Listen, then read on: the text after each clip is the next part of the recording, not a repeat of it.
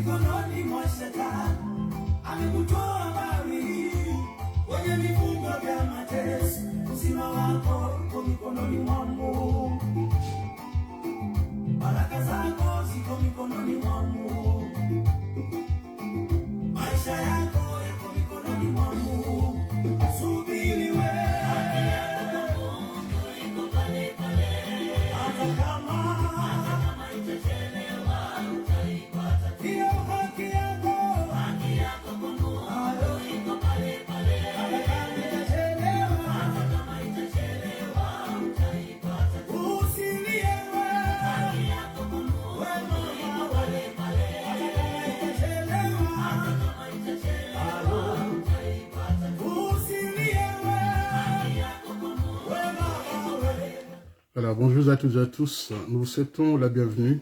Vous qui nous rejoignez pour la première fois, vous disons un grand merci et vous saluons au nom de notre Seigneur Jésus-Christ de Nazareth. Dans sa parole, dans Romains chapitre 16, le verset 16, il est écrit qu'on se salue fraternellement avec un seul baiser.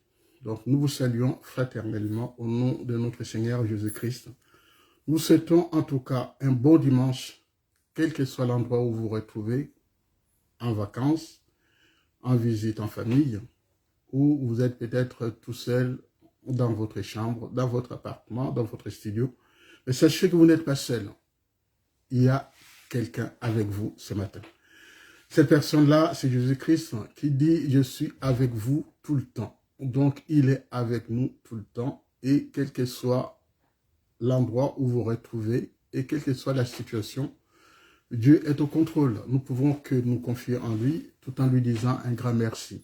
Merci pour tous ses bienfaits. Merci pour tout ce que Dieu peut faire dans votre vie, pour tout ce que Dieu a fait dans notre vie. Nous pouvons lui dire un grand merci. Pour le souffle de vie qu'il nous prête encore une fois, tous les jours de notre vie, nous pouvons nous réjouir de sa présence dans la vie de chacun de nous. C'est pour cela, comme la parole de Dieu dit, en toutes circonstances, que nous sachions dire merci à notre Dieu. Nous allons prier et remettre tout ça entre les mains de Dieu. La conduite de notre culte, du début jusqu'à la fin, que Dieu prenne le contrôle de toutes choses et qu'il envoie son esprit nous éclairer, que son esprit vienne vous visiter, nous faire du bien. Nous prions le Seigneur. Seigneur notre Dieu, nous te sommes reconnaissants parce que tu es Dieu, parce que tu es revêtu de magnificence, parce que tu es le Tout-Puissant, parce que tu es le Créateur. En toi, Seigneur notre Dieu, il n'y a aucune variation d'homme. Nous pouvons nous réjouir de ta présence dans la vie de chacun de nous individuellement. Le souffle de vie que tu nous prêtes au jour le jour, Seigneur, ce n'est pas parce que nous le méritons, c'est grâce à toi. Nous devons notre vie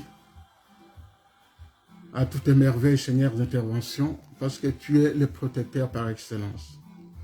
Seigneur, la main tendue ce matin, encore une fois, tu veux nous conduire vers le vert pâturage, là où nous allons nous ressourcer, là où nous allons partir sur de bonnes bases avec toi. Te disons tout simplement merci. Merci parce que tu es Dieu. Merci parce que tu nous tiens par la main. Merci parce que, Seigneur notre Dieu, loin de toi, la parole dit, c'est la mort, près de toi, c'est la vie. C'est pour cela beaucoup sont ceux qui invoquent ton nom. Dans la souffrance, ils invoquent le nom de Dieu. Même s'ils ne croient plus, mais ils disent, oh mon Dieu, le fait de prononcer juste le nom de Dieu, ils reconnaissent quand même qu'il y a un Dieu qui existe. C'est pour cela, Seigneur notre Dieu, je te prie de visiter toutes les personnes, de nous visiter tous. Que tu sois au contrôle de toutes choses parce que nous t'aimons. Parce que tu nous as prouvé vraiment le réel amour, l'amour sans faille. Seigneur, le fait d'envoyer ton Fils Jésus-Christ mourir à notre place et faire de nous ce que nous sommes aujourd'hui, ce n'est pas tout le monde qui peut le faire. Même nos propres parents ne peuvent pas le faire. Seigneur, toi, tu as envoyé ton Fils Jésus-Christ. Lui, il est mort. Il s'est fait crucifier sur la croix, Seigneur notre Dieu. Il a été cloué pour payer ce qu'il n'a pas fait. Mais à cause de moi, Seigneur, ton Fils est mort sur la croix. Et aujourd'hui, Seigneur, il me dit, tu es libéré. J'efface tes transgressions. Il me pardonne. Et le pardon, c'est cette puissance qui libère. Seigneur, nous avons du mal à nous pardonner les uns les autres. Mais ici, tout simplement, toi qui effaces les transgressions de tes enfants, de ta créature, à plus forte raison, nous qui sommes créatures, Seigneur, nous ne pouvons qu'imiter tes gestes. Tout ce que tu fais, nous ne pouvons qu'imiter. Parce que toi, tu nous montres l'exemple. Ce matin, nous voulons nous tourner vers toi, Seigneur, pour te dédier ce culte, pour te dire tout simplement avec mes frères et sœurs de par le monde, qui t'est pris en ce moment même, Seigneur notre Dieu, nous faisons monter vers toi notre prière, notre adoration, notre culte tout court. Parce que ce matin, tu as un message pour mon frère, tu as un message pour une sœur. Et tu veux faire du bien à quelqu'un ce matin. Seigneur, je ne sais comment, mais toi tu le sais. Tu as quelque chose pour une personne ce matin. Seigneur, révèle-toi. Comme les Israélites disent, ou on dit, parle, ton peuple t'écoute. Oui Seigneur, nous sommes à ton écoute ce matin. Nous voulons que tu nous conduises. Nous voulons que tu prennes le contrôle de toutes choses. Nous voulons que le Saint-Esprit, celui qui t'avait promis, le Paraclet qui devait venir, celui qui est venu le jour de la Pentecôte, Seigneur, puisse œuvrer encore une fois dans la vie de chacun de nous individuellement. Parce que nous nous remettons en cause. Nous voulons tout simplement que tu sois élevé et que nous nous rabaissions. Seigneur mon Dieu, il n'y a personne au-dessus de toi. Après toi ou avant toi, il n'y en a pas eu et il n'y en aura pas. Nous savons, Seigneur notre Dieu, tu as dit que nous soyons des témoins en Samarie, en Judée et aux extrémités de la terre. Et nous soyons tes témoins, mais les témoins, c'est celui qui vit ou qui a vécu quelque chose pour pouvoir les relater. Seigneur, tu te révèles tantôt d'une manière, tantôt d'une autre. Et tu nous fais passer les messages. Ce message que tu nous fais passer ce matin, Seigneur, il est si important dans la vie d'un frère ou d'une sœur ce matin.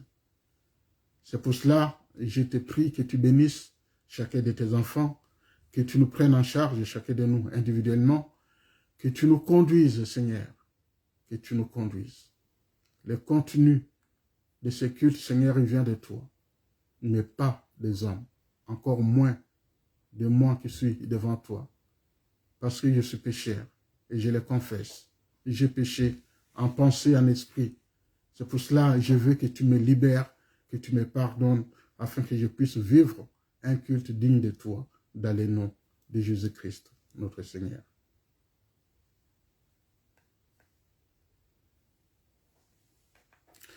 Mes frères et sœurs, ce matin, nous allons vivre un culte qui va alterner un coup un chant, un coup lecture ou la parole de Dieu. Et les textes qu'on vous a envoyés, que vous avez lus pour les cultes, qui se trouvent dans Ésaïe, le chapitre 46, le verset 11, que je vais lire tout de suite. Il est écrit, « C'est moi qui t'appelle de l'Est, un oiseau de proie, d'une terre lointaine, l'homme chargé de réaliser des projets. » Et les textes que j'ai écrits, c'est « Ce que j'ai dit, je ferai arriver. Ce que j'ai prévu, je le mettrai en œuvre. Écoutez-moi, homme, au cœur endurci. Vous qui êtes éloignés de la justice, je fais approcher ma justice, elle n'est pas loin. Je fais approcher mon salut, il ne se fera pas attendre. Il mettrait le salut dans Sion. Je montrerai toute ma splendeur à Israël. Ce que je dis, je le ferai arriver. Ce que j'ai prévu, je le mettrai en œuvre. Écoutez-moi, homme au cœur endurci, vous qui êtes éloignés de la justice.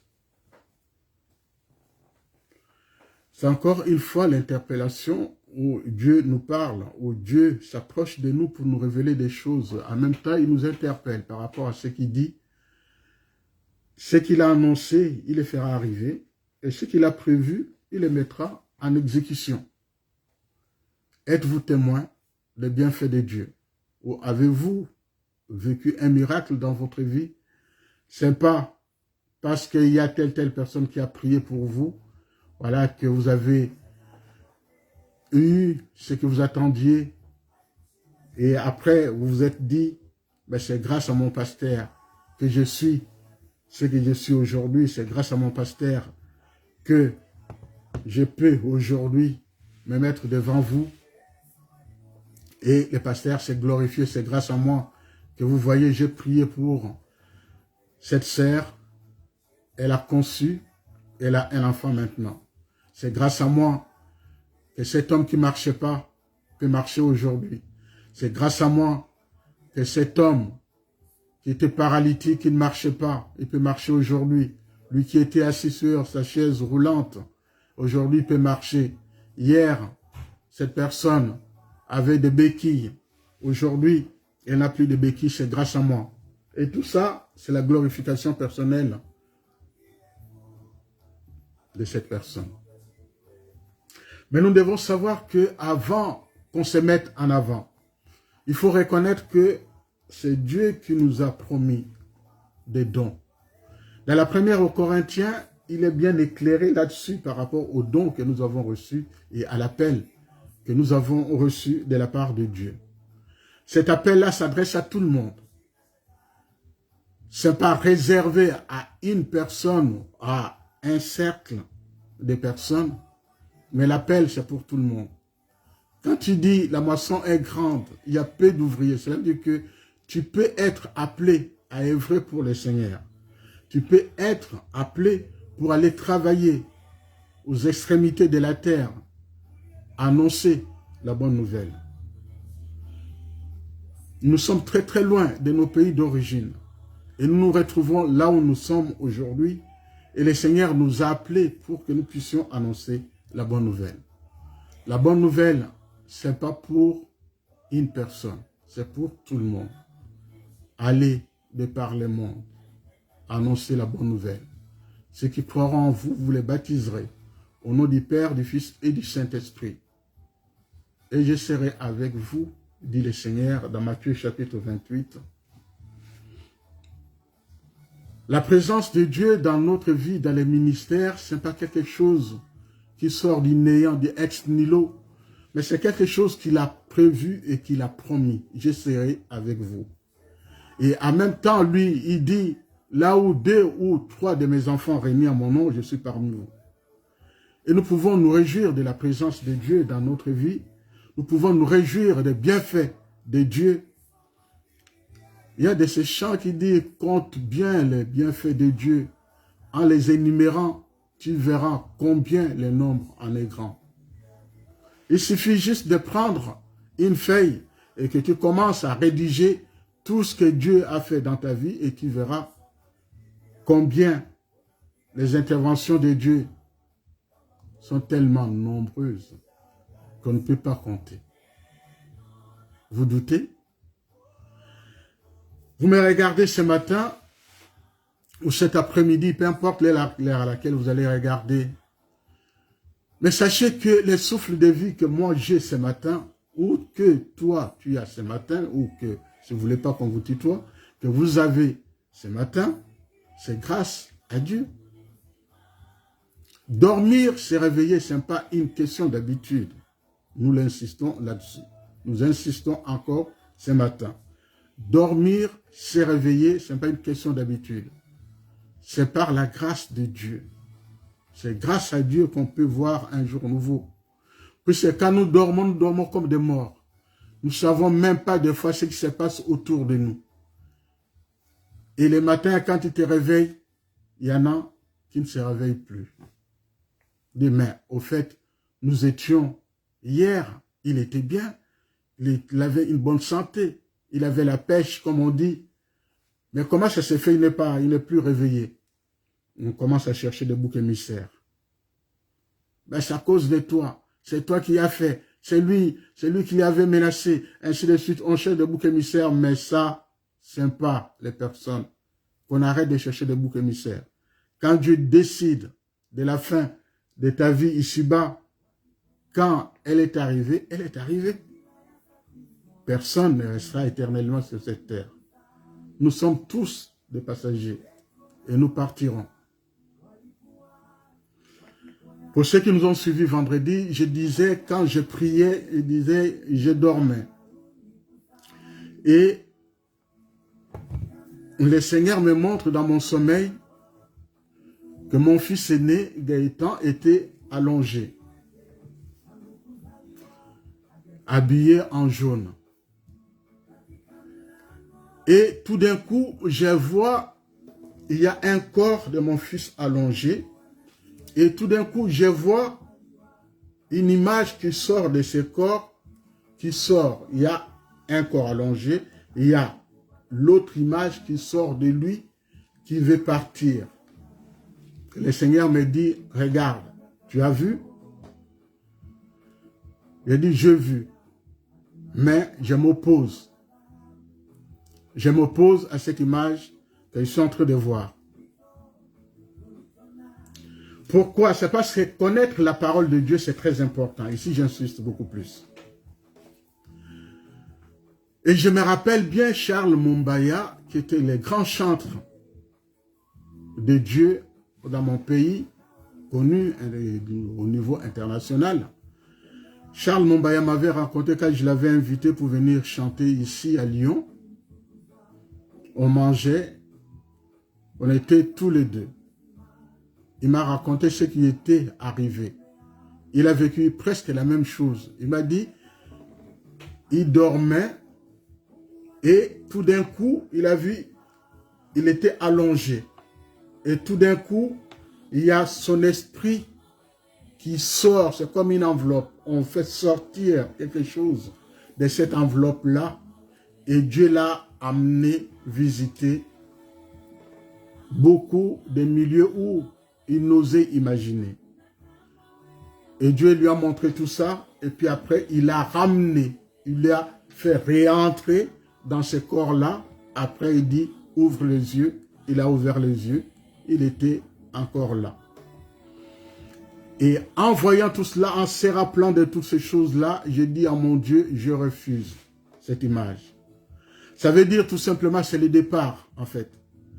Quand notre corps est allongé ou quand nous dormons la nuit, Dieu est capable de venir enlever tout ce qui est esprit et ton âme. Quand quelqu'un meurt, l'esprit et l'âme ne meurent pas. Ça s'enlève, c'est l'enveloppe et ça sort. Et notre corps matériel qui reste, c'est lui que vous allez enterrer, ce n'est pas l'esprit et l'âme. Vous allez enterrer juste cette carapace que vous voyez. L'âme et l'esprit sont enlevés pour aller se présenter devant le Créateur. Et moi, j'ai refusé en disant, Seigneur, je ne valide pas ta décision. En termes d'interprétation, je me suis dit, ça veut dire que si je valide, en disant, ok, d'accord, j'ai vu que ta volonté soit faite, c'est-à-dire qu'ici, je perdais mon fils. C'est-à-dire que j'avais validé le départ de mon fils. J'ai dit non. Et le vendredi, en priant, j'ai redit la même chose. J'ai dit, Seigneur, je m'oppose à ta décision. Mon fils a des choses encore à faire. Il sera le témoin de tes bienfaits.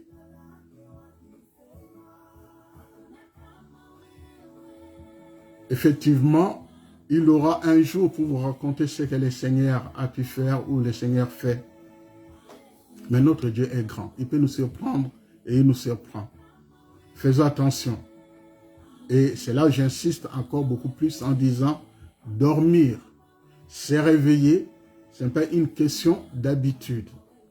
Parce qu'il y a certaines choses qui se passent la nuit. Quand toi tu dors, il y a des conseils qui se réunissent, il y a des réunions qui se réunissent pour ta vie ou pour ta mort. C'est pour cela que le Seigneur nous invite que nous soyons prêts. Parce que nous ne savons ni les jours, ni l'heure de son retour, ou quand il va décider de nous enlever.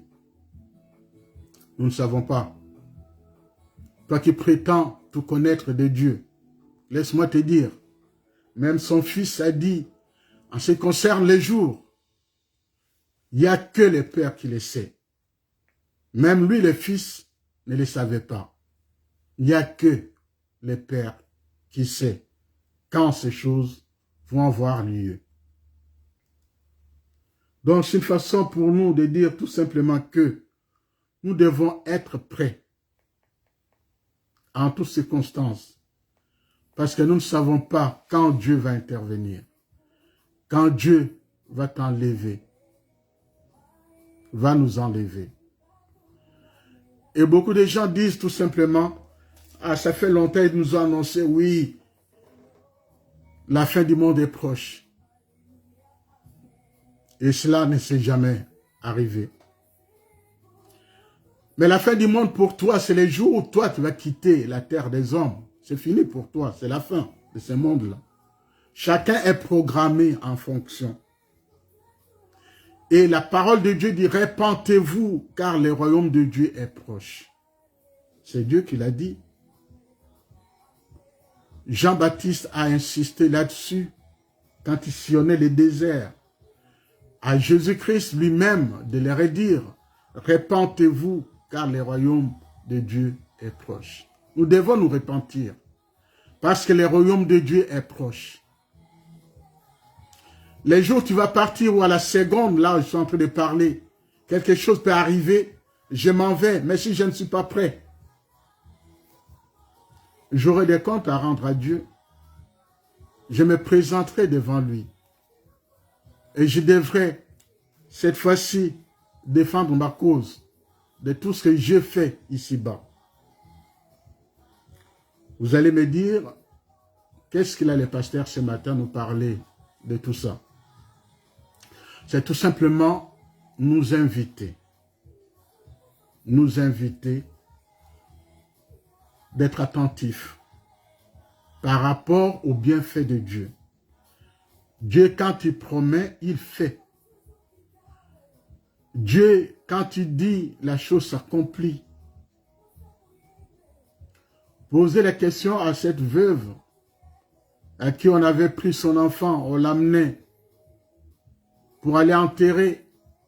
Et justement, Jésus-Christ est passé par là, pris de compassion. Il toucha le corps de cet enfant est revenu à la vie. Allez poser la question au centenier, ce qui s'est passé.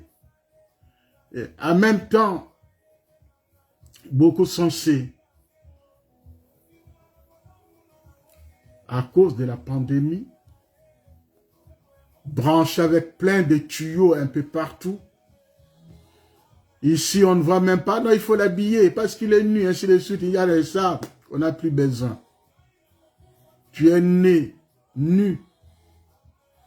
Mais ta nudité, cette fois-ci, tu ne protégeras plus rien. Parce que d'autres personnes qui vont te manipuler, vont te tourner par-ci, par-là, par-dessus, dessous, pour te brancher des appareils. Mais quand Dieu dit c'est fini pour toi, c'est fini. On a beau brancher des appareils pour réanimer, quand c'est fini, c'est fini. Mais moi, je nous dis tout simplement que les temps sont mauvais. Les temps sont mauvais. Nous assistons à beaucoup de catastrophes. Le fait de revenir dans ce livre d'Ésaïe, Dieu montre bien ce qui se passe encore aujourd'hui. Nous voyons bien ces choses-là ont été promis, avertis, annoncés. Et les choses, nous les voyons aujourd'hui, même en date d'aujourd'hui. Le vendredi, je parlais encore de ce qui touche des grands pays riches. Les incendies, n'en parlons même pas. Que ça soit des grandes puissances mondiales, les G7 ou les G10, si vous voulez. Et ce qui les frappe aujourd'hui, vous voyez bien, Même dans les grandes villes, là où il y a de bonnes constructions, alors on dit bien, voilà, il a construit, c'est solide. Mais quand le feu arrive, il embrasse tout. Il n'y a plus de solidité ici.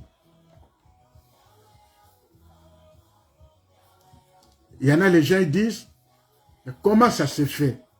La sécheresse, personne ne peut dire, ici on va éviter la sécheresse. Tu ne peux pas l'éviter. Ça, c'est la nature de Dieu. La pluie, c'est la nature de Dieu. C'est lui qui ordonne. C'est lui qui ordonne. Allez poser la question à Ésaïe, ou à Élie plutôt, de ce qui s'est passé.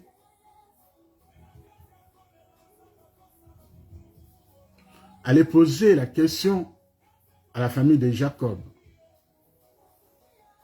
par rapport à la famine. Pourquoi ils se retrouvent en esclavage en Égypte? Et pourquoi Dieu les fait tourner en bourrique, excusez-moi les termes, 40 ans dans le désert à tourner en rond?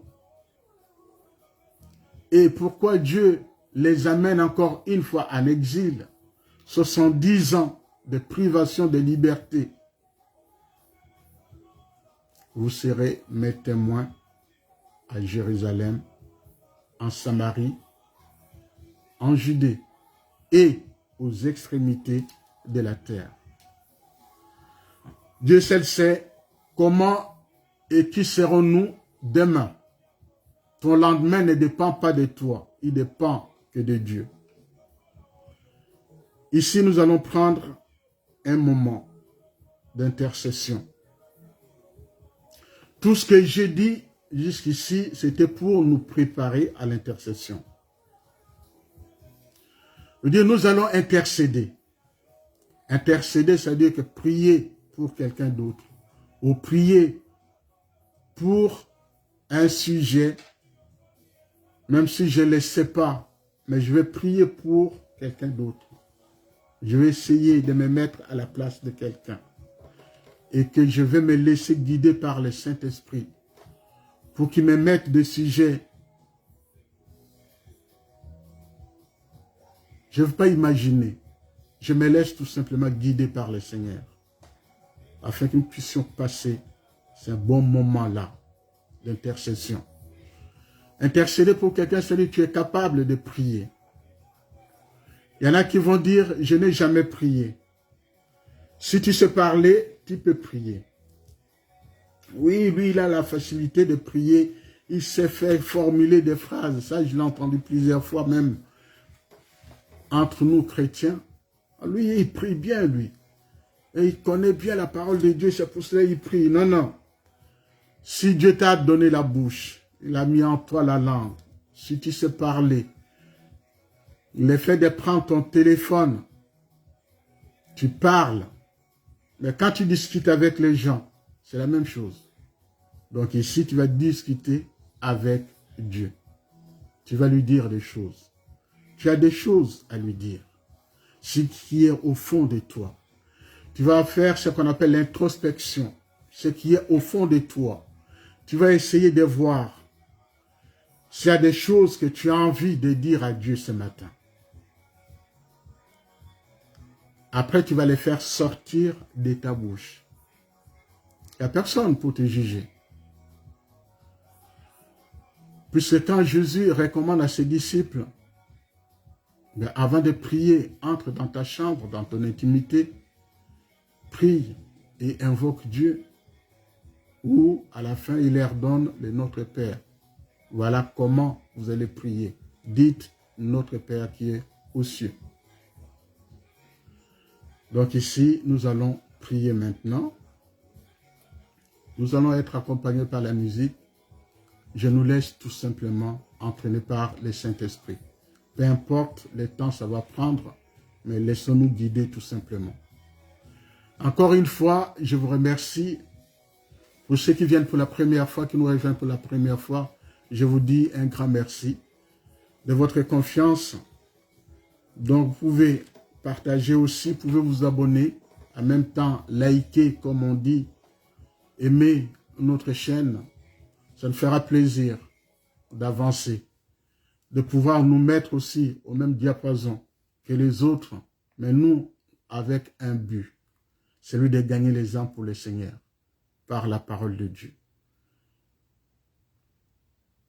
Maintenant, si vous avez les YouTube et ainsi de suite, vous pouvez regarder, ça commence à sortir, tout ce que nous faisons. Même ce matin, j'ai regardé encore, et même hier, ça fait plaisir de voir qu'il y a des images, nos images commencent à sortir sur YouTube. Vous pouvez voir, ce matin, qu'en aliment, j'ai vu tout de suite le culte du 1er août. Hier, je voyais notre groupe chrétien, un groupe théâtral chrétien, le MKC ministère. Oui, il y a des diversités qui étaient là. Donc, dans quelques semaines, vous allez retrouver presque toutes les prédications qu'on a faites, qu'on a commencé vraiment, les lives via les Facebook. Ça fait plus d'1 an maintenant. Donc, vous allez les retrouver. Vous tapez juste ou mon nom, ou vous tapez MKC TV, donc vous verrez toutes les prédications qui sortiront. Donc, je vous invite maintenant à la prière, que Dieu nous bénisse, que Dieu nous accompagne. Soyez bénis. Nous prions.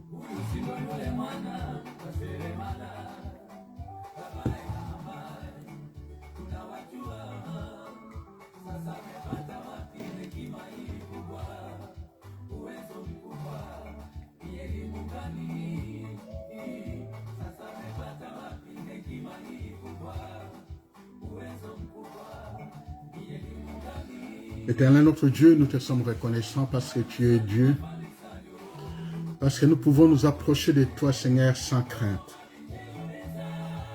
Nous pouvons venir vers toi tout en nous disant que nous nous approchons de ton trône de grâce. Nous nous approchons de notre Père. Nous avons des choses à échanger avec lui. Nous pouvons te dire des choses, Seigneur, que toi tu connais déjà, mais que tu attends que nous te les disions. C'est comme des petits enfants qui ont des besoins. Quel que soit l'ordre de ces besoins, que toi qui connais déjà, nous n'allons pas les énumérer. Mais tendre Père, nous voulons tout simplement nous rabaisser dans un premier temps pour reconnaître que tu es Dieu. Tu es le souverain sacrificateur. Tu es le créateur. Seigneur, je m'approche de ton trône de grâce pour te dire merci. Merci encore une fois pour le souffle de vie que tu nous prêtes au jour le jour. Merci pour la santé que nous avons. Beaucoup n'ont pas cette santé aujourd'hui. Beaucoup ne se sentent pas bien. Beaucoup sont hier ils étaient en pleine forme. Aujourd'hui, ils ne le sont plus. Ils sont devenus malades. Et la pandémie est passée par là aussi pour nous annoncer tout simplement, personne ne maîtrise rien. Notre vie, notre santé ne dépend que de toi. En même temps, tu nous demandes, Seigneur, de veiller et de prier, car l'ennemi est proche. Cet ennemi-là, c'est celui qui nous fait voir que, à part moi, Dieu ne peut rien faire. Il veut semer les doutes en nous. Mais laisse-moi te dire, mon frère, ma sœur, ce matin, en disant, qu'en t'accrochant à Dieu, en te soumettant à Dieu, en lui soumettant tous tes besoins, Dieu est celui qui répondra à ta prière. En nous tournant vers toi ce matin, mon Dieu, mon roi, Papa, je vais tout simplement invoquer ton nom. Reconnaître que sans toi, rien ne peut se faire sous le soleil. Et de toute façon, il n'y a rien de nouveau parce que tout a été et tout est.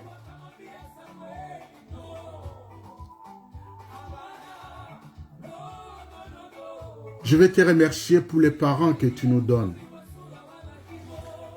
grâce à ces parents, Seigneur, que nous avons, que nous sommes aujourd'hui sur la terre des hommes. Il y en a qui sont venus dans ce monde avec des circonstances un peu douteuses. Mais nous ne savons même pas comment ça s'est fait. Mais Seigneur, toi, tu as décidé que la personne vienne, elle est venue. Beaucoup sont ceux qui, encore aujourd'hui, sont à la recherche d'avoir un enfant. Ils ont beau faire. Les médecins ont promis. Ils ont fait des inséminations artificielles. Il y en a qui se sont résolus. Et d'autres ont dit tout simplement, on va adopter. Mais il y en a aussi qui mettent la pression. La belle famille met la pression. 2 ans, 3 ans, 4 ans, 5 ans de mariage, pas d'enfant. Pourquoi? Oui Seigneur, ça c'est le domaine de Dieu. Ce n'est pas un homme et une femme qui décident. Que dit je vais avoir un enfant et que la chose s'accomplit tout de suite. Mais si Dieu dit, ton envie, ton désir n'est pas le mien.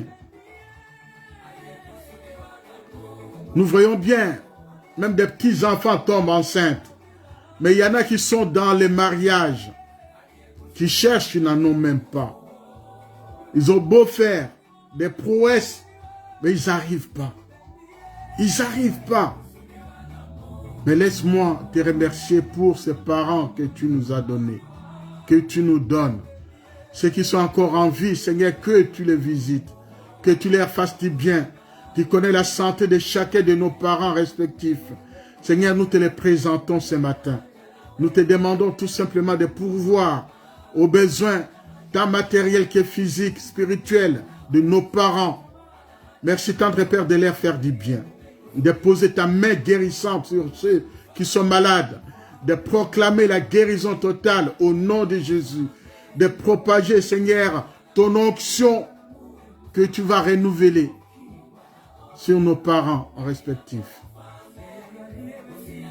Je te prie, Seigneur notre Dieu. Il y en a qui se retrouvent aujourd'hui orphelins des pères et des mères.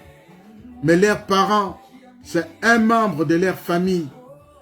Celui qui les a pris en charge, qui est devenu leurs parents, leur papa ou leur maman. Seigneur, c'est là aussi, je te prie, que tu sois au contrôle de toutes choses et que tu les bénisses. Bénis tout ce monde-là, Seigneur, dans le nom de Jésus. Merci, tendre Père. Merci pour nos parents. Merci, Seigneur, mon Dieu, de leur faire du bien. Tu es le Dieu qui entend. Tu peux leur donner, leur accorder, Seigneur, la sagesse dans la gestion des biens familiales. Tu peux aussi, Seigneur notre Dieu, les visiter, leur parler, les faire du bien, spirituellement parlant. Seigneur, nous n'avons personne d'autre à qui nous confier.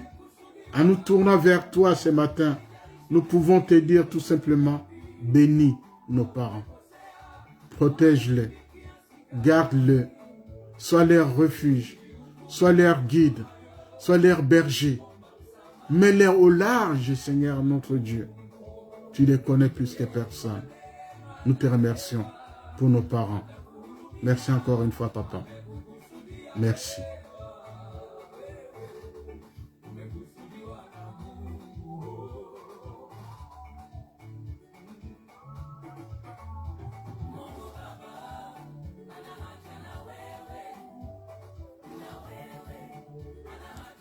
Nous allons prier. Là où les relations sont tendues en ce moment. Rien ne va. Nous n'avons que je vais bien par la grâce de Dieu. Mais on sait très bien, il n'y a pas de grâce de Dieu.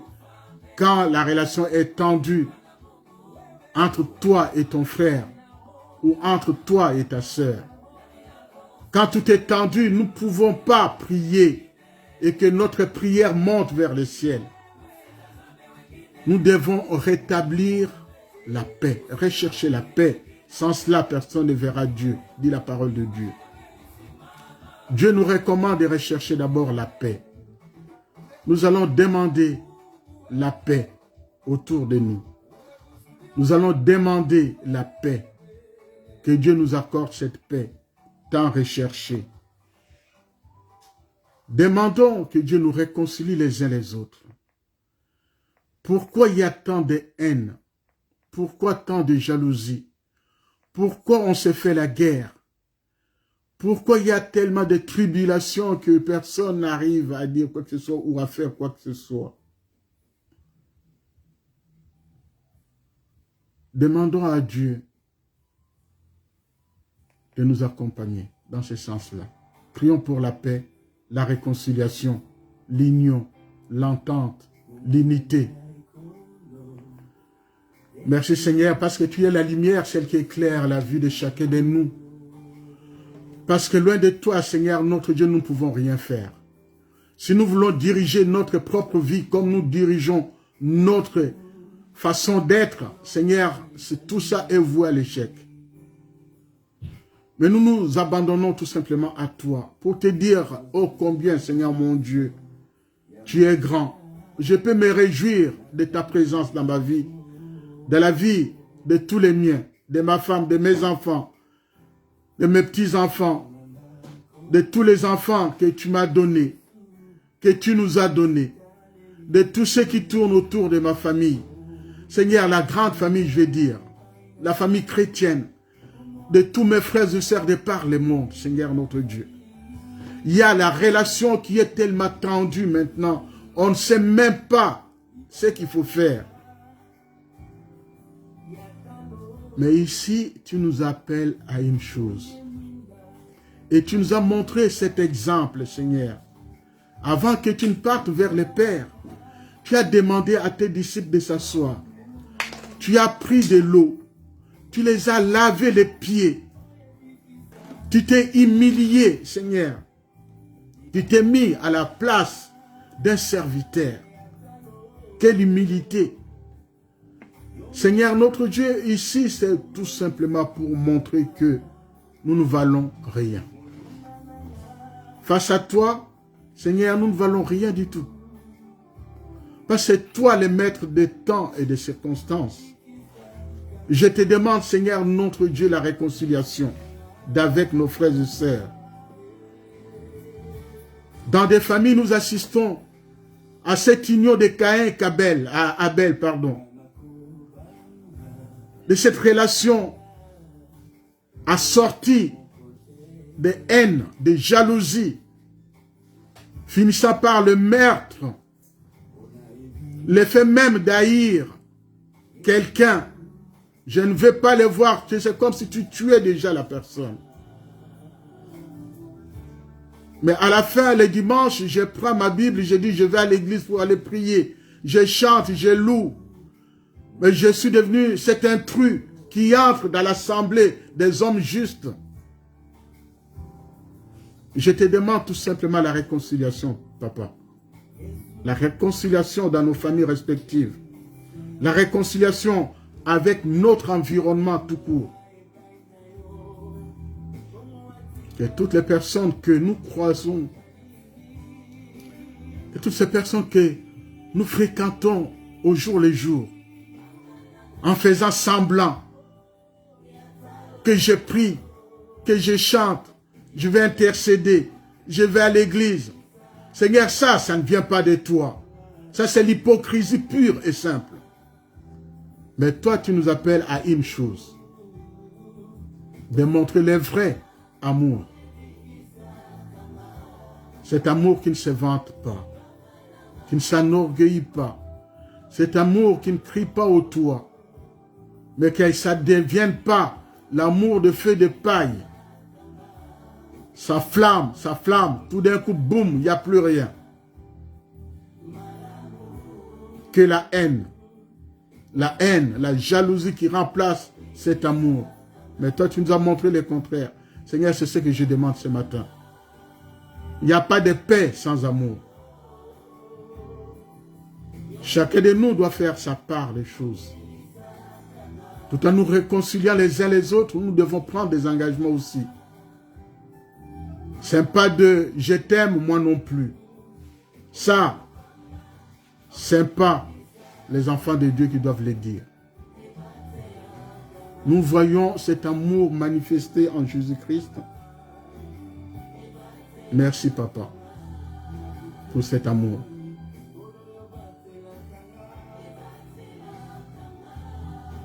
Je te prie, au sein des miens, Seigneur mon Dieu, d'apporter cet amour, d'enlever ce qui est méfiance, de bouderie inutile, de jalousie inutile, le fait de se renfermer sur soi, devenant de plus en plus orgueilleux. Mais Dieu, toi, tu ne regardes pas la carapace, tu ne regardes pas l'extérieur. Dieu regarde notre intérieur. C'est l'intérieur dont il a besoin. Je peux beau dire intercesseur. Je peux beau dire je vais à l'église. J'ai des responsabilités à l'église. Je fais ceci à l'église. Mais tant que dans mon cœur, il y a ces petits cailloux-là qui m'empêchent de marcher comme il faut, je suis dans le faux.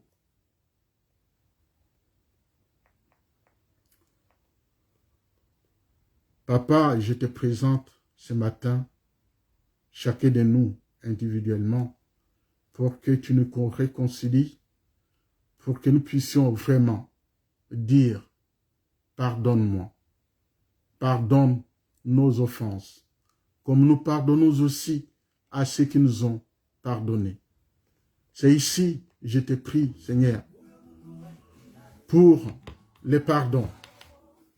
Si tu ne l'as pas encore fait, il est temps de demander pardon, de te réconcilier avec les autres. Seigneur, le pardon, c'est cette puissance qui me libère, qui va libérer ton peuple, qui va libérer quelqu'un ce matin. C'est ce que je demande maintenant, compris, que chacun de nous demande pardon, confesse son péché, pour que le Seigneur puisse nous pardonner aussi. C'est bien beau de dire, pardonne nos offenses, comme nous pardonnons aussi à ceux qui nous ont offensés. Ça ne sert absolument à rien. Il ne faut pas que ça reste des paroles, mais ça doit être suivi par des actes. Oui, Seigneur notre Dieu, encore une fois, je me tourne vers toi ce matin pour me présenter tel que je suis. Tu connais où j'en suis dans ma relation personnelle avec toi, devant ton peuple, de par le monde. Seigneur, je veux ici présenter mes excuses, demander pardon à qui j'ai offensé, à qui j'ai dit des choses qui n'ont pas plu, à qui je me suis mal comporté. Je demande tout simplement pardon. Je veux me réconcilier avec un frère ou une sœur à qui j'ai offensé. Si c'est le cas, Seigneur, pardonne-moi, que mon frère me pardonne, que ma sœur me pardonne. S'il y a quelque chose que j'ai pu faire qui t'a pas plu, mon frère, ma sœur, je te demande pardon. Je veux tout simplement me réconcilier avec toi, marcher avec toi. Moi, ma relation avec Dieu ne dépend que de ma relation avec mon environnement. Je ne peux pas être bien avec Dieu si je ne suis pas bien avec vous. C'est pour cela que je vous demande pardon. Parce que moi, j'ai envie de marcher avec le Seigneur. C'est pour cela que je vous invite aussi de le faire. Et avec franchise. Suis-je capable de dire à mon frère ou à ma sœur, je te demande pardon. On peut repartir à zéro.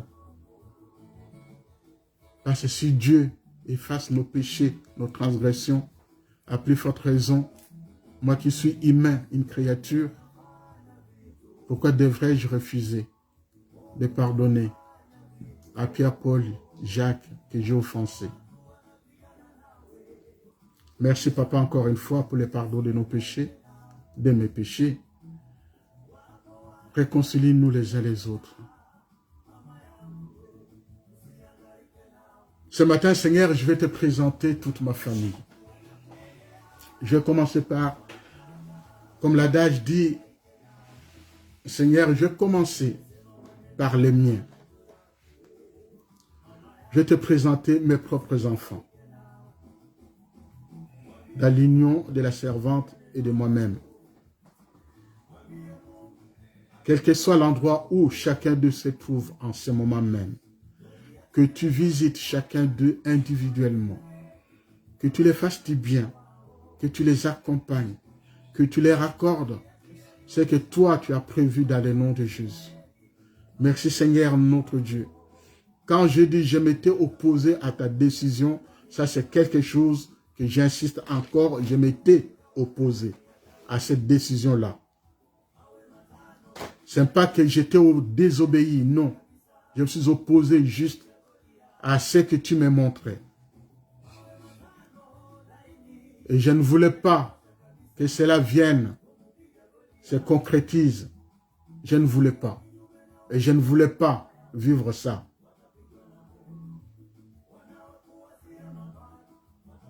Je n'ai pas désobéi. Moi, je veux tous les miens autour de moi.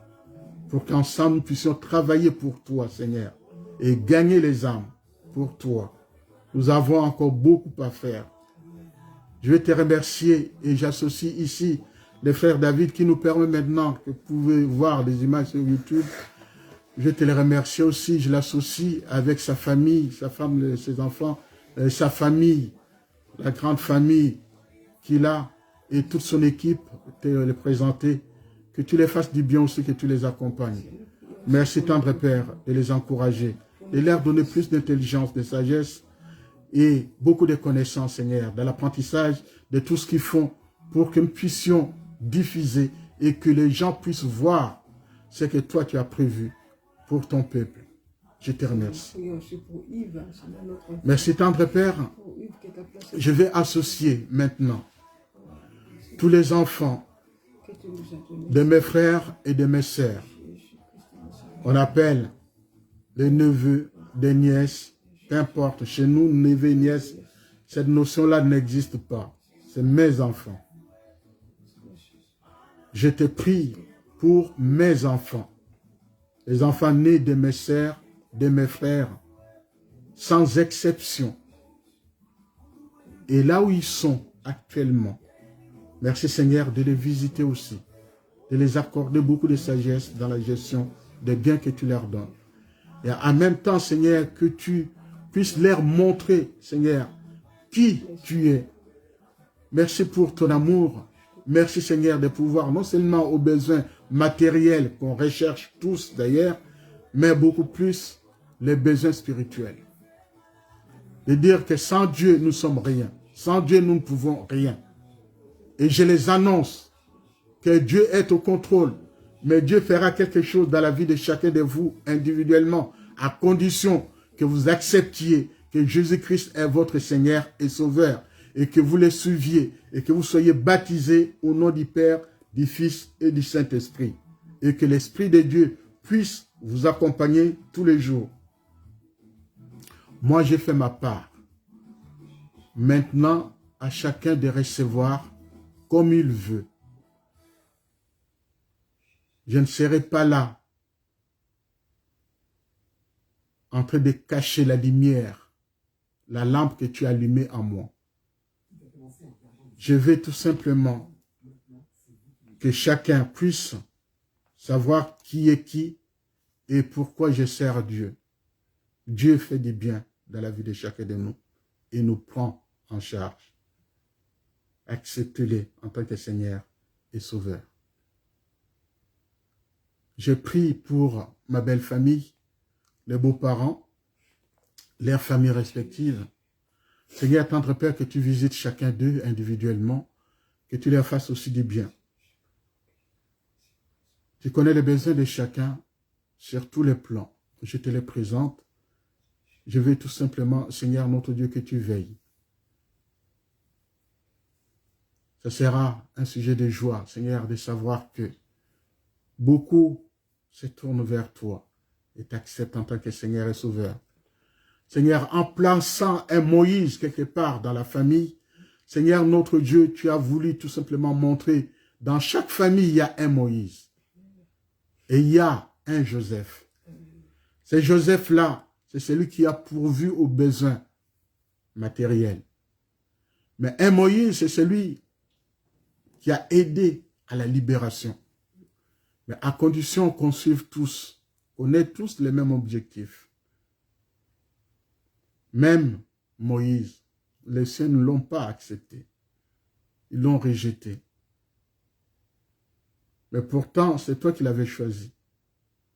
Mais je te demande tout simplement dans nos familles respectives, Seigneur, quel que soit notre statut, quelle que soit notre posture, quel que soit ce que nous sommes, Tendre Père, il y a ce Moïse-là, il y a ce Joseph-là, que tu les réconfortes, que tu te rappelles, que tu te souviennes de lui, afin qu'il fasse briller la lumière dans sa famille. Papa, je vais te présenter ce matin tes serviteurs.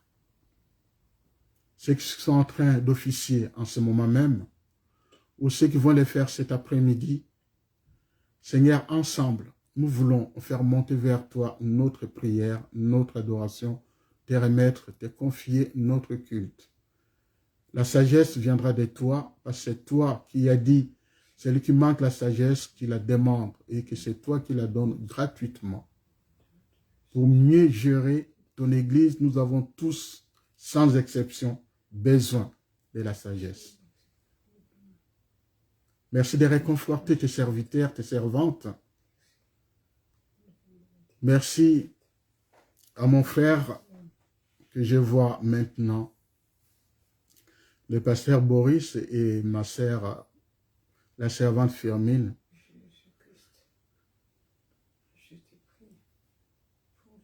Seigneur, je te les présente.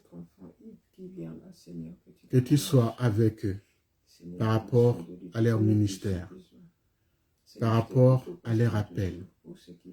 Seigneur, ouvre les écluses de cieux pour tes enfants, que tu les aides.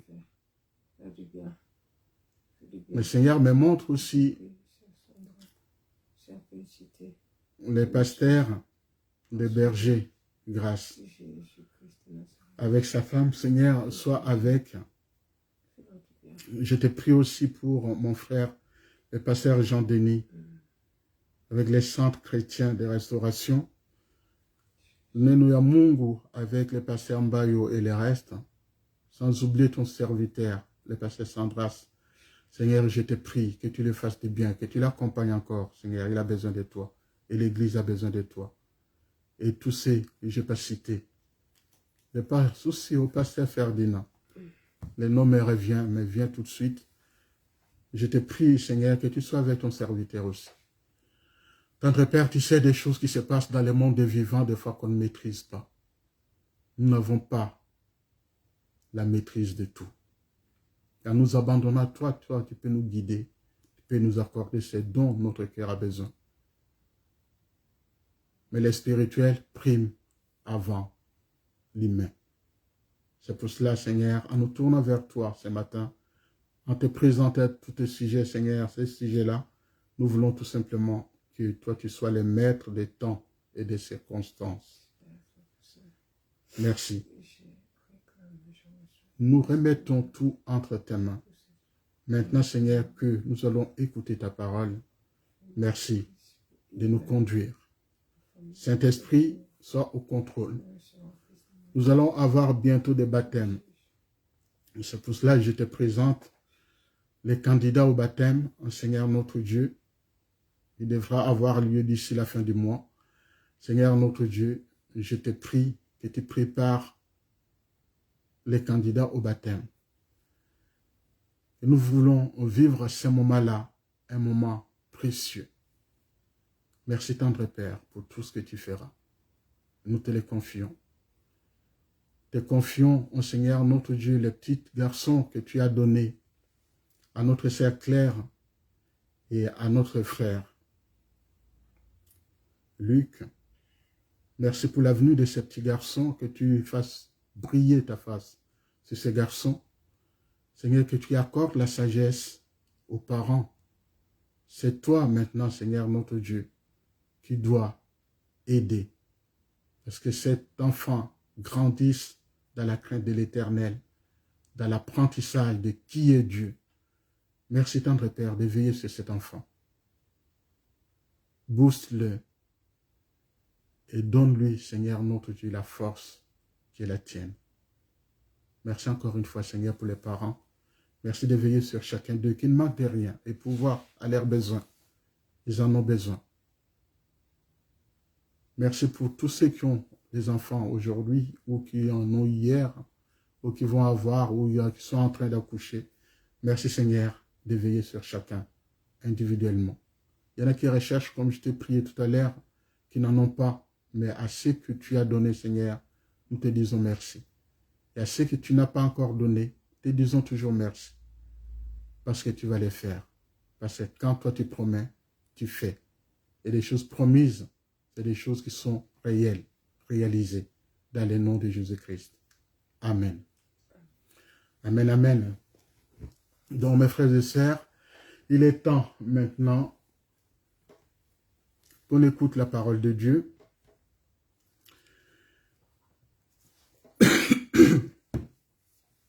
Excusez-moi.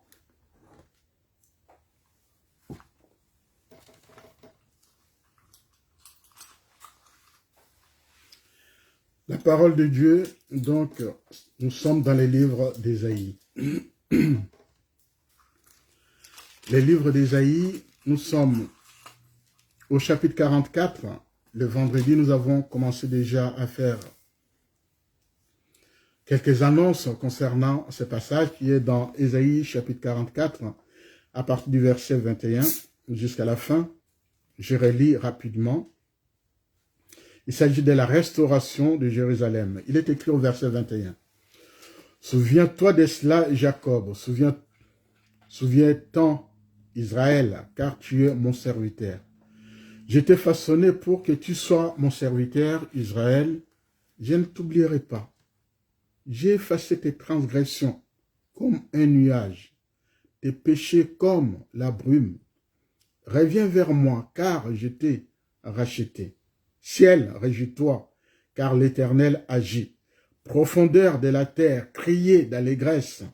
Montagne éclatée en cris de joie. Et vous aussi, forêts, vous tous vos arbres. En effet, l'Éternel a racheté Jacob. Il a montré sa splendeur en Israël. Voici ce que dit l'Éternel, celui qui te rachète, celui qui t'a façonné de les ventres de ta mère. C'est moi, l'Éternel, qui suis l'auteur de tout. Tout seul, j'ai déployé le ciel par moi-même. J'ai disposé la terre. J'ai fait échec au signe des faiseurs de prédictions et je frappe de folie les devins. Je fais reculer les sages et montre la stupidité de leur savoir. Je confirme la parole de mon serviteur et je mets en exécution les décisions annoncées par mes messagers. J'ai dit à mes propos de Jérusalem, elle sera habitée, et à propos des villes de Juda, elles seront reconstruites et je relèverai les ruines. J'ai dit aux profondeurs de la mer, asséchez-vous. Je vais faire disparaître vos courants. J'ai dit à propos de Cyrus, il est mon bon berger. Il accomplira toute ma volonté. Il dira à Jérusalem, sois reconstruite, et au temple, que des fondations soient posées. Je relis ce que j'avais écrit pour les cultes, le verset 11 du chapitre 46, juste les mots qui ont été écrits. Ce que j'ai dit, je les ferai arriver.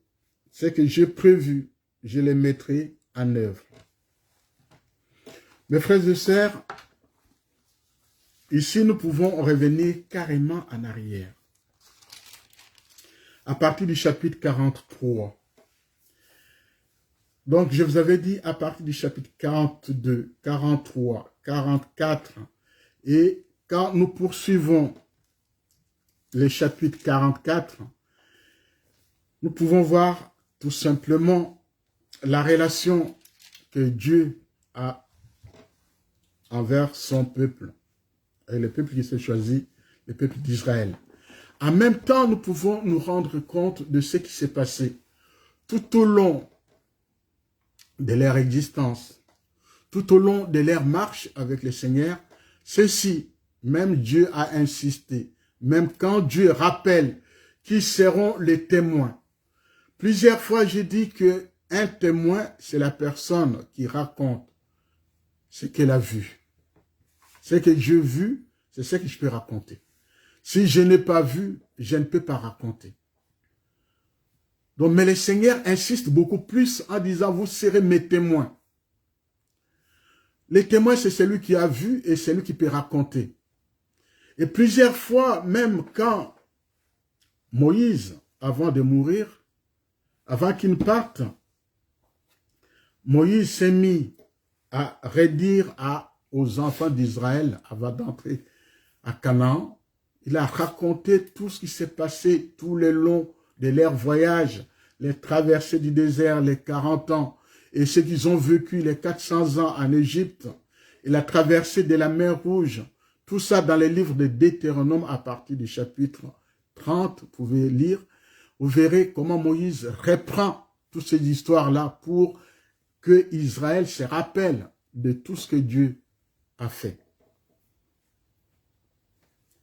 Moïse était le témoin oculaire parce qu'il a vécu ces choses-là.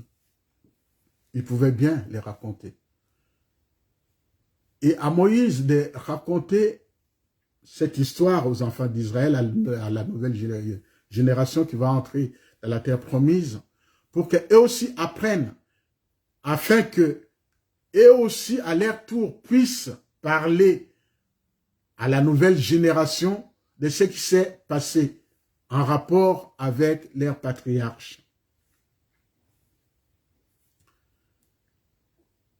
Les témoins de la déportation peuvent raconter comment ça s'est passé lors de la déportation.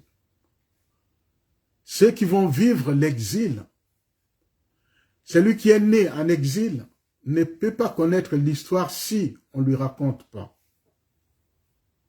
C'est pour cela, en rappelant tes origines à tes enfants, en rappelant tes origines, comment tu es né, dans quelle famille, ainsi de suite, voilà, c'est pour que l'histoire se perpétue de génération en génération.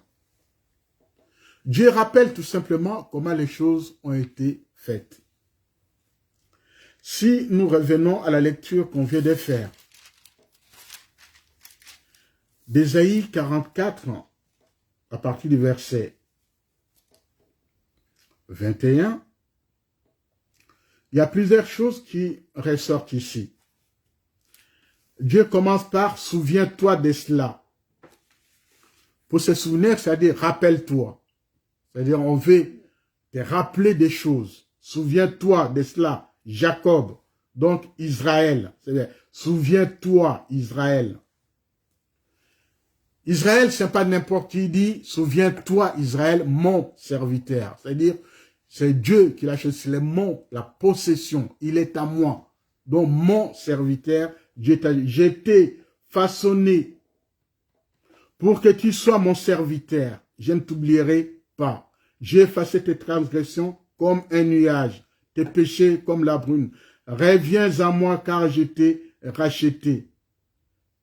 Ciel réjouissant, car l'Éternel a agi. Profondeur de la mer, criez d'allégresse, montagne éclatée de cris de joie, en cris de joie.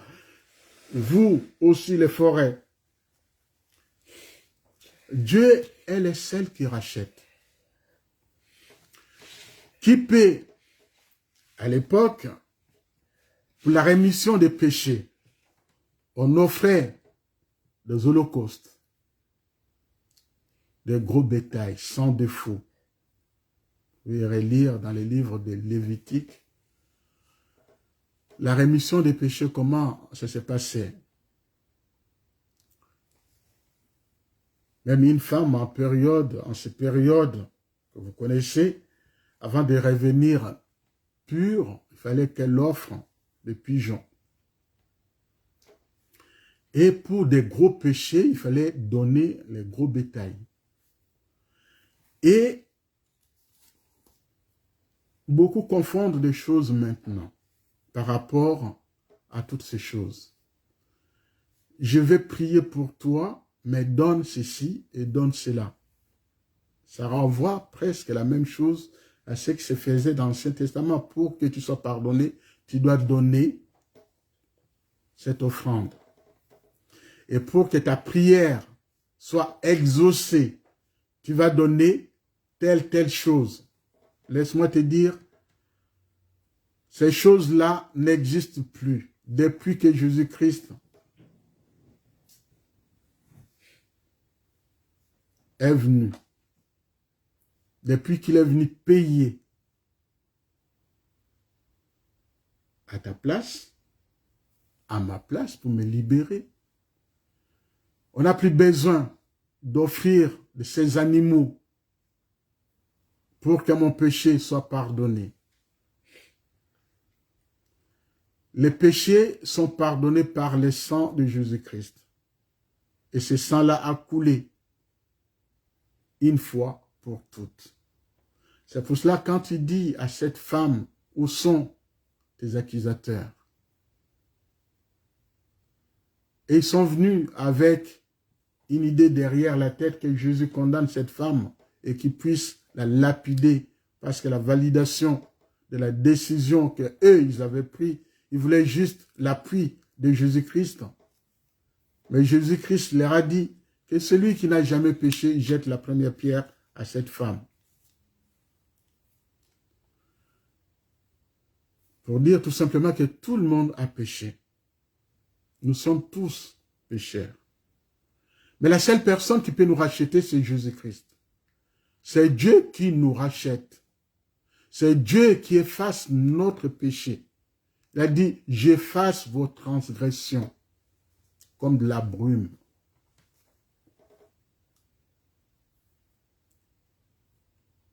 La brume, peut-être, il y a qui ne connaissent pas. C'est mieux surtout les gens qui habitent en Occident qui peuvent comprendre. Cette brume matinale, avec de la fraîcheur, avait assorti avec un peu d'eau, comme s'il pleuvait, mais ce n'est pas de la pluie.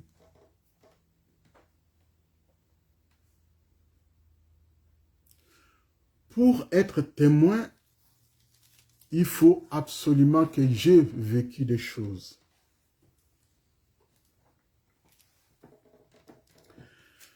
Dieu a non seulement demandé à ce qu'il a confirmé d'ailleurs en disant que vous êtes mes serviteurs, ou tu es mon serviteur, je t'ai façonné. Et Dieu insiste beaucoup plus dans sa relation avec son peuple ici. Non seulement il est son serviteur, mais ce peuple a tellement péché que Dieu se rappelle tout simplement. Il dit, je t'ai façonné pour que tu sois mon serviteur. Et un peu plus loin, au verset 22, j'ai effacé tes transgressions comme un nuage, tes péchés comme la brume. Reviens à moi, avec une invitation. Quand Dieu t'invite, viens à moi. C'est comme le psalmiste dit, aujourd'hui, si vous entendez sa voix, n'endurcissez pas votre cœur. Si j'entends la voix de Dieu, et cette voix-là, ce n'est pas celle qui crie fort, c'est une petite voix qui me met en garde. Ne fais pas, ne fais pas, ne fais pas. Mais moi, en m'endurcissant, je le fais quand même. Mais en le faisant, je fais le contraire de ce que Dieu attend de moi.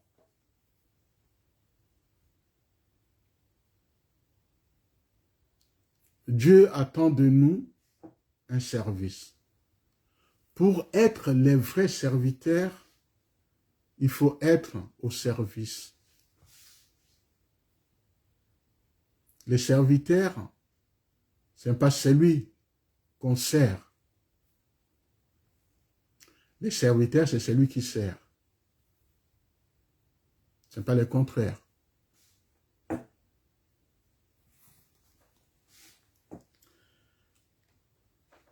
Jusqu'ici, nous avons vu, depuis le chapitre 40, nous avons vu que la relation n'était pas une bonne relation. Parce que Dieu n'a pas arrêté de faire des réflexions, des reproches à son peuple. Et ici, il lui adresse une invitation. Et à la fin, Dieu dit tout simplement à son peuple, il a dit que, voici, j'ai dit à propos de Cyrus. Donc, je ne vais pas reprendre l'histoire puisqu'on a tellement parlé de Cyrus. Cyrus, c'est ces grands, les généraux perses. À l'époque, il y avait l'invention. C'est-à-dire qu'il y a les royaumes du Nord ont fait alliance avec la Syrie, Damas, toute cette partie du Nord. Ils ont fait alliance avec tous ces mondes-là. Et les royaumes du Sud, Juda, comme ceux du Nord faisaient la guerre à ceux du Sud, pourtant c'est les mêmes peuples. Il y a les royaumes du Nord et les royaumes du Sud. Ceux du Nord faisaient la guerre au même peuple du Sud, et pour se protéger, et aussi ils ont jugé bon de faire alliance avec la Syrie, Babylone. Oui. Donc, puisque quand vous lirez le chapitre 46, c'est là où on va commencer beaucoup plus à parler de Babylone avec les dieux babyloniens. C'est que Israël a vécu en exil 70 ans, ils ont servi ces dieux-là. Donc, lisez-le dans Ésaïe, le chapitre 46. Dans Ésaïe, chapitre 46, à partir du verset 1, vous voyez, on vous donne la liste de tous ces dieux-là à qui Israël a servi. Par exemple, dans Ésaïe, chapitre 46, je vous lis juste les 5 premiers versets. Et vous verrez, on ne fera pas une prédication là-dessus. Il est écrit, Bel s'écroule. Bel, c'est un dieu babylonien. Lui, il s'occupait des temps et des guerres. C'est le dieu qui intervenait dans les domaines solaires. Bel s'écroule, Nébon tombe. On place les statues sur des animaux, sur des bêtes. Vous les portiez. Et voilà qu'elles sont chargées comme un fardeau pour l'animal fatigué. Ils sont tombés, ils se sont écroulés ensemble. Ils sont incapables de préserver leur image et portent eux-mêmes en déportation. Le verset 3. Écoutez-moi, famille de Jacob, vous tous qui restez de la communauté d'Israël, je me suis chargé de vous depuis le ventre de votre mère. Je vous ai porté dès avant votre naissance jusqu'à votre vieillesse. Je serai le même jusqu'à vos cheveux blancs. Je vous soutiendrai comme je l'ai déjà fait. Je veux encore vous porter, vous soutenir et vous préserver. À qui me comparez-vous pour faire de nous des égaux? À qui me ferez-vous ressembler pour nous assimiler?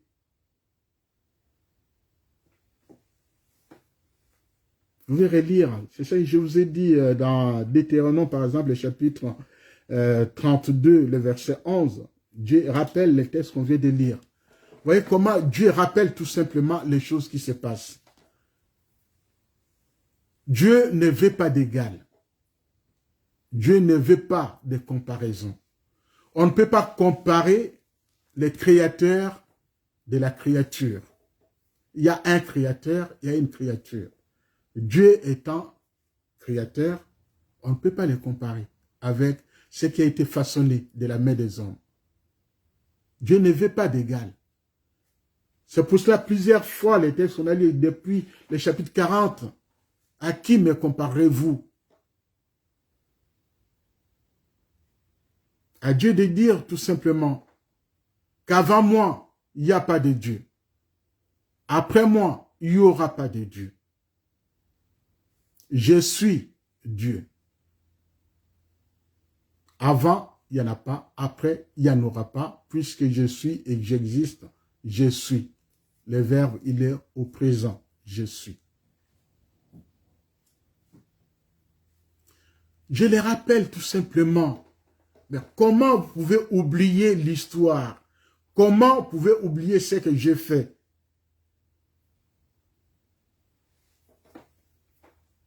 L'homme est l'Éternel insatisfait.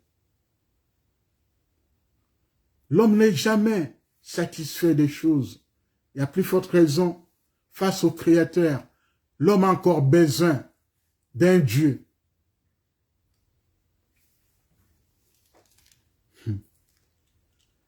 Mon Dieu. C'est pour cela, quand on lira la suite, quand on verra la suite, vous allez voir que face à ces dieux, le chapitre 46, de tous ces faux dieux babyloniens, et les chapitres 47, puisqu'on ne va pas les faire, c'est maintenant, on a beaucoup passé, donc je crois que vous êtes un peu équipés par rapport à tout ce qu'on a vu jusqu'à présent en termes de relations entre Dieu et son peuple, entre Dieu et le faux Dieu d'Assyrie, entre Dieu et son peuple, comment son peuple devra se comporter pour qu'il revienne. Et par-dessus tout, la relation que Dieu a avec son peuple quand il se rappelle tout simplement qu'il avait cette alliance entre lui et les patriarches. C'est grâce à cette alliance-là que Israël pouvait se réjouir, que Dieu se rappelle tout simplement qu'il y avait cette alliance-là conclue entre lui et son peuple. Vous serez mon peuple, je serai votre Dieu. C'est pour cela les passages qu'on vient de lire ici. Dieu montre tout cela jusqu'à votre vieillesse. Je sais que vous avez les cheveux blancs, je vous soutiendrai. Comme je l'ai déjà fait, je vais encore vous porter, vous soutenir, vous préserver. Mais la question qui se pose, à qui me comparez-vous pour faire de nous des égaux? À qui me ferez-vous ressembler pour nous assimiler? Là, ça, c'est des questions. Dieu se demande, mais c'est quoi ce peuple têtu qui ne comprend pas? Face à celui qui prend soin de toi, tu les mets de côté et tu veux. C'est Dieu l'a façonné par la main des hommes, qui a une bouche qui ne parle pas, qui a des yeux qui ne voient pas, mais donc tu veux lui faire l'égal de celui qui l'a créé, qui t'a créé. Mais c'est ce que le prophète Élie va faire quand nous lisons les livres des rois, à partir du chapitre 19. Nous voyons comment Élie a commencé et ce qui s'est passé dans sa relation avec Jézabel. Même s'il a pris la fuite, le prophète Élie après, mais on a vu que Dieu est intervenu. Dieu a voulu préserver son peuple, son image, disant qu'il y a un Dieu qui existe. C'est ce qui va se passer après par rapport à tous ces dieux-là.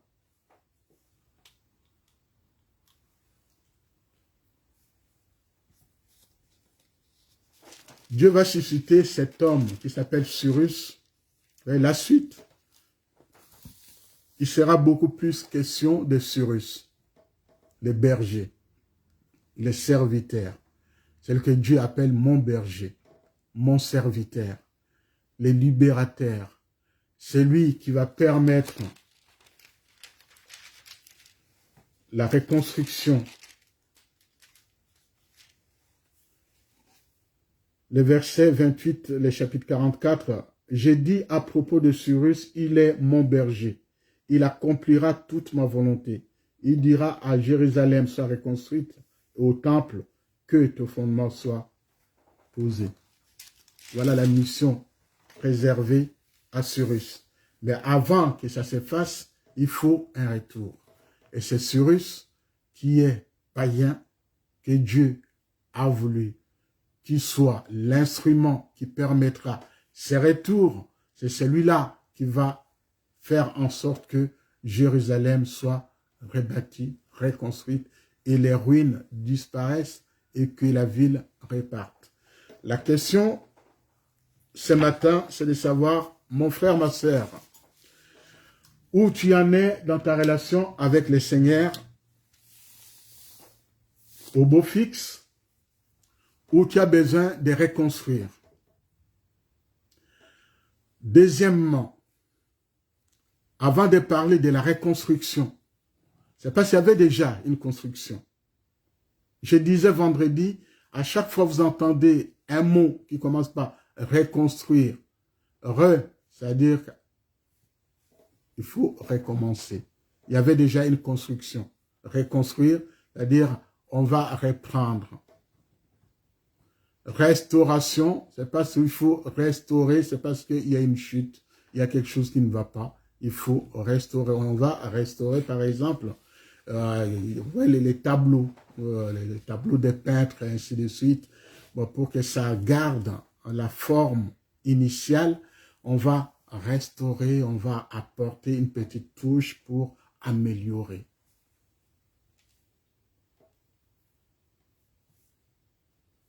On va repartir, c'est-à-dire partir à nouveau. On va rebâtir, c'est-à-dire bâtir à nouveau. Ta relation avec le Seigneur, est-ce qu'elle a à rebâtir, à reconstruire, à restaurer, à repartir sur de bonnes bases, ou elle est au beau fixe? Je ne sais pas. Toi, tu as la réponse.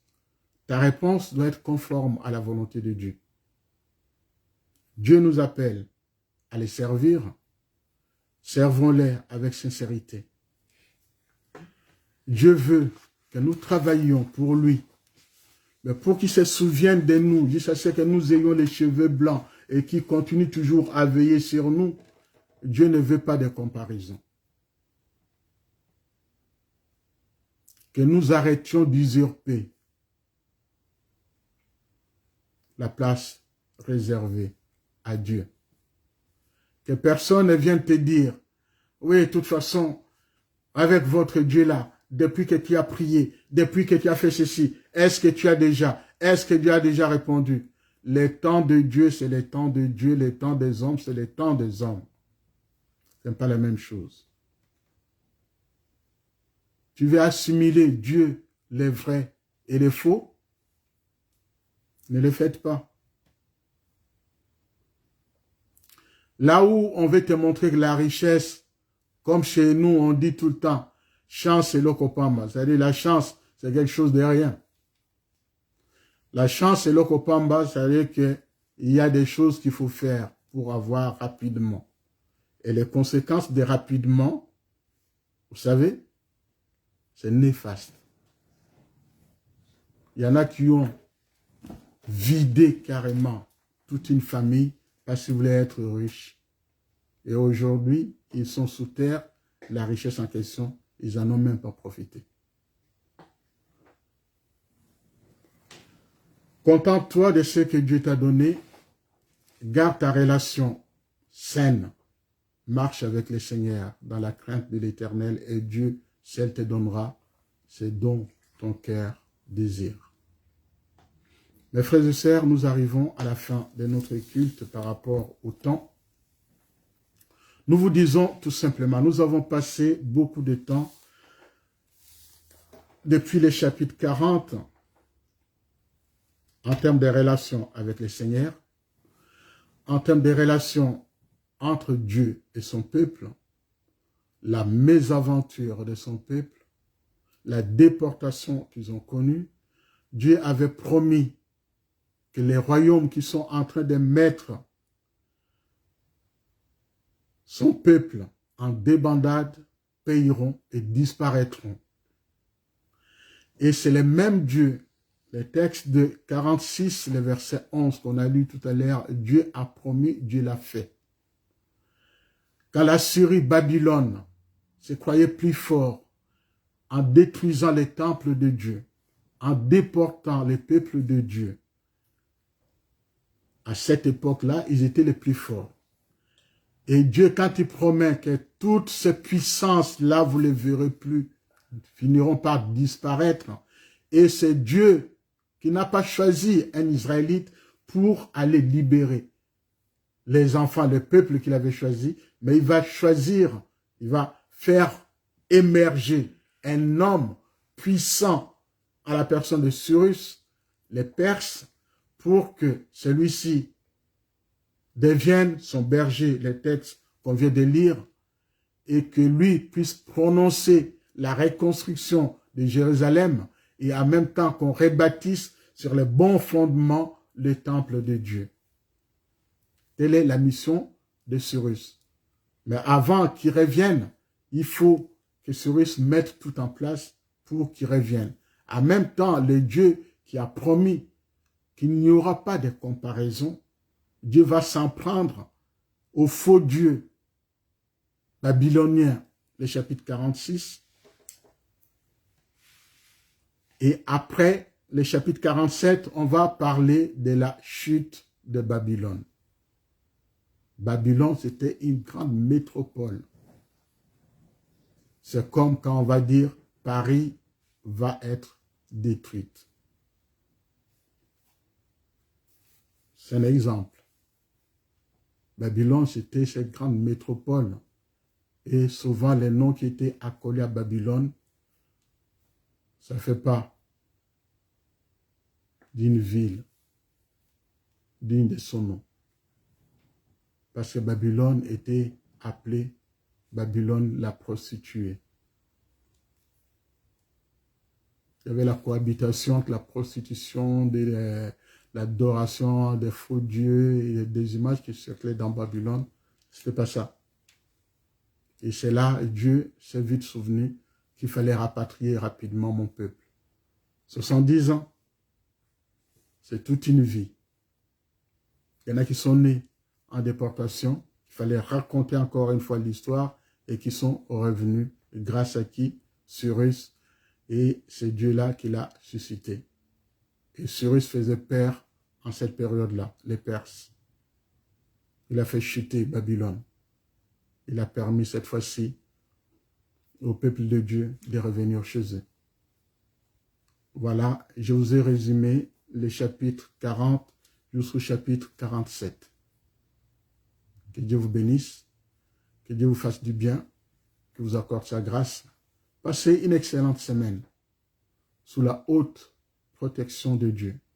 Et par rapport à ce qui se passe actuellement dans ce monde, que Dieu soit votre protecteur, qui veille sur chacun de vous et qui pose sa main sur chacun de vous et qui mette tout autour de vous cette barrière, la sanitaire, en termes de protection. Nous prions. Éternel notre Dieu, encore une fois, te disons merci pour tout ce que tu peux faire dans la vie de chacun de nous. Nous te disons merci parce que tu nous aimes. Nous avons besoin de toi. Ton peuple a besoin de toi. Éternel notre Dieu, ta parole, c'est la lampe sous nos pieds, celle qui éclaire notre route. Elle est notre nourriture quotidienne. Nous pouvons nous ressourcer avec. Nous pouvons tout simplement comprendre la relation que tu avais avec ton peuple. Et cette relation-là, c'est celle que nous avons en date d'aujourd'hui. Ta parole, elle est toujours en activité. Et nous ne pouvons rien faire, Seigneur, sans ton aval. C'est pour cela, Seigneur mon Dieu, je te prie que tu visites chacun de nous individuellement, que tu fasses du bien à tes enfants, que tu nous visites. Seigneur, réconforte tes enfants, redonne la force dont chacun de nous a besoin.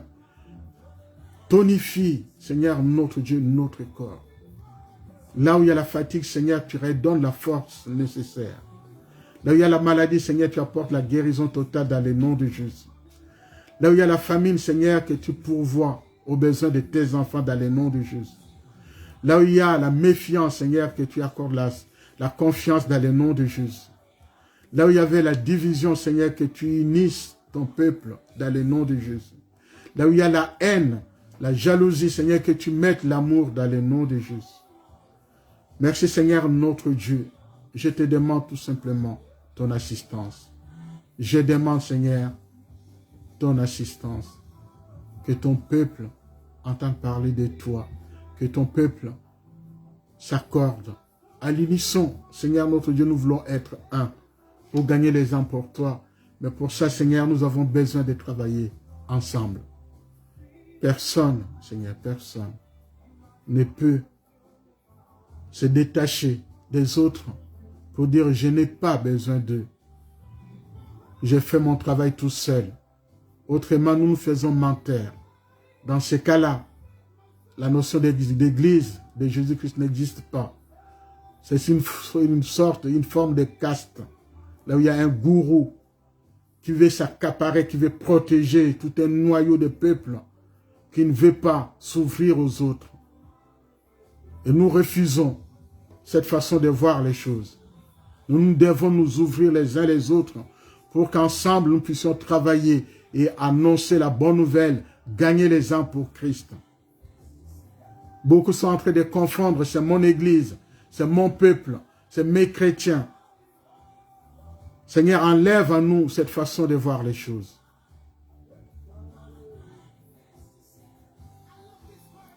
Il y en a qui se croient les plus forts. Hier, j'avais 20 personnes. Maintenant, on est 100 personnes. Voilà. Les gens ne veulent plus aller dans cette église. Ils viennent chez moi. Ils sont en train d'usurper ta place, Seigneur. Mais ici, Seigneur, notre Dieu, tu nous mets en garde. Il n'y a pas d'égal. Nous voulons t'assimiler à personne. Il y a d'égal. Et il y en a qui utilisent aussi ton nom, Seigneur, pour servir leur maître. Ça, tu les connais. Mais c'est toi qui dis aussi dans ta parole, à moi la vengeance, à moi la rétribution. Ici, nous te présentons tout simplement ton peuple. Tu ne laisseras pas ton peuple, Seigneur, que ces gens les amènent dans les chéennes, dans la perdition. Fais quelque chose, Seigneur. Il est temps que ton peuple entende parler de toi, de ta parole. Merci encore une fois, Seigneur, pour l'application de ta parole. Que ton peuple soit béni, que ton peuple soit nourri spirituellement. Ceux qui vont se réunir cet après-midi, Seigneur, que tu prépares tes serviteurs, Seigneur, dans l'annonce de la bonne nouvelle. Accorde à chacun de nous, Seigneur, ce dont notre cœur a besoin. Sois au contrôle, dans le nom de Jésus-Christ. Merci, Seigneur. Merci, Papa. Sois avec nous. Accompagne-nous. Protège-nous.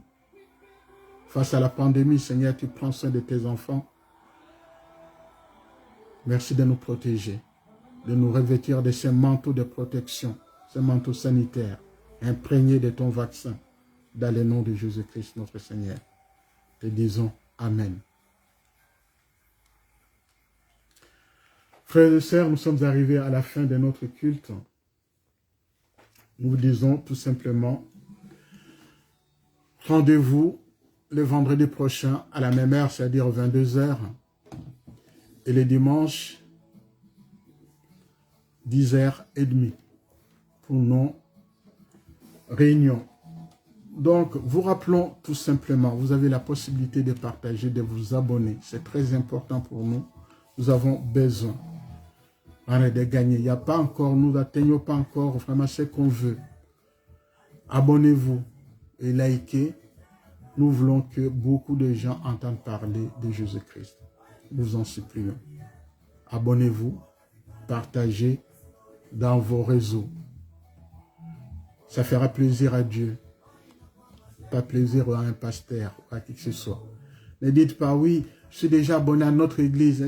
Personne ne vous prive de votre église. Vous pouvez toujours vous abonner aussi auprès des autres. Le plus important, c'est que nous puissions ensemble. Quand quelqu'un rate, par exemple, la prédication de votre église, peut écouter par vous la prédication d'une autre église. Ça peut lui faire du bien. Donc, MKC TV, c'est votre nouvelle chaîne. Nous sommes très contents de vous recevoir. Vous verrez, il y a plein de MKC TV, mais les nôtres, vous verrez, c'est MKC avec les logos sous forme de fleurs. Une belle fleur. Donc, vous verrez, comme je vous ai dit, si vous tapez dans YouTube, vous tapez MKC TV, vous verrez, ou c'est mon visage qui va sortir, ou le visage de la servante, ou d'autres services qui commencent à se mettre en place, vous verrez, et de souper, vous verrez, il y a plein de prédications qu'on a faites qui vont ressortir. Donc, si vous ratez aujourd'hui, vous pouvez rattraper ça. Donc, partagez, abonnez, que Dieu vous bénisse, que vous fasse du bien. Passez une excellente journée, un bon dimanche. Si vous êtes en vacances, profitez-en. Si vous avez repris le travail, bon courage pour demain, pour la reprise. Que Dieu vous bénisse. Allez, embrassez-vous les uns les autres. Romains chapitre 16, le verset 16. À bientôt.